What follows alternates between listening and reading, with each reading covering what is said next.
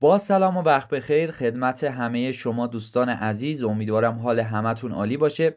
بچه ها اومدیم یک سایت رو براتون معرفی کنیم که با دعوت از دوستان و کارهای مختلف که داخل سایت میتونید انجام بدید درآمد خیلی خوبی بتونید از سایت دریافت کنید و بتونید که یک درآمد روزانه و معقولی از این سایت دریافت بکنید. قبل اینکه بریم سراغ ویدیو حتما کانال یوتیوب، کانال تلگرام و ما رو دنبال کنید. تمام کسب درآمدهای رایگان، کسب درآمدهایی که قابل دریافت برای همگان هستن رو براتون داخل کانال هامون قرار میدیم تا شما بتونید نهایت استفاده رو از این سایت ها و از این برنامه ها و از این ربات های تلگرامی که براتون معرفی میکنیم نهایت استفاده رو ببرید. حتما سابسکرایب کانال یوتیوب و زنگوله بغلش یادتون نره.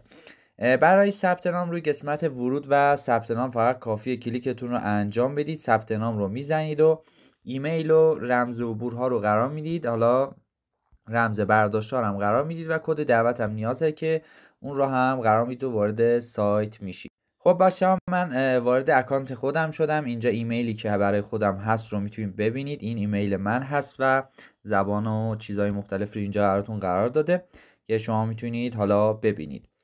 بچه ها کانکت آس دارن. از این قسمت شما میتونید مثلا به حالا کانکت آس بزنید و هر مشکلی که داشتی مطرح بکنید. قسمت دعوت از دوستان داره که میتونید روی قسمت دعوت از دوستان کلیکتون رو انجام بدید. با دعوت از دوستان میتونید درآمدتون رو بیشتر بکنید داخل سایت و ازش دریافتی داشته باشید.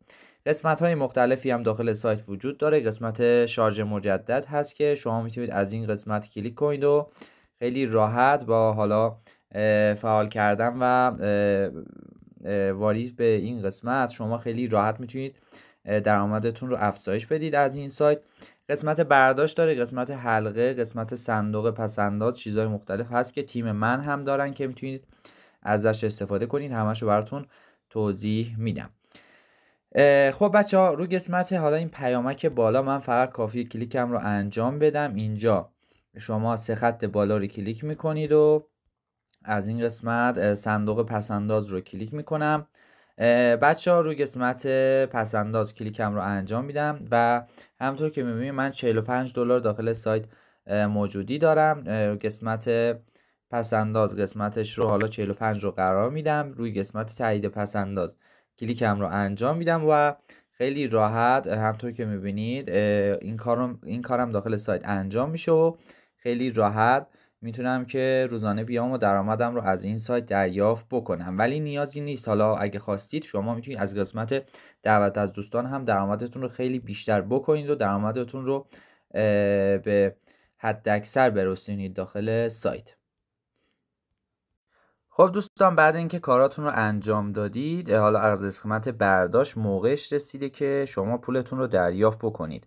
حالا اینجا مقدارش $1 هست که میتونید USDT TRC20 برداشت کنید. قسمت مکس همه رو میزنید. اینجا آدرس برداشت و رمز عبور امنیتی خودتون رو قرار میدید و تایید رو کلیک میکنید و برداشتتون انجام میشه. دوستان برای برداشت حتما USDT BP20 رو انتخاب کنید چون حداقل برداشتش $1 هست و خیلی راحت میتونید برداشتتون رو انجام بدید. خب دوستان من برداشتم رو انجام دادم. حالا وارد صرافی میشیم تا ببینیم برامون واریز شده یا نه. منتظر میمونیم تا برامون واریز بشه. خب دوستان واریز با موفقیت انجام شد. همونطور که میبینید اینجا موجودی من به $1 تغییر پیدا کرد. این هم از واریزی که برام انجام شده. مقدار $1 تاریخش هم اینجا هست.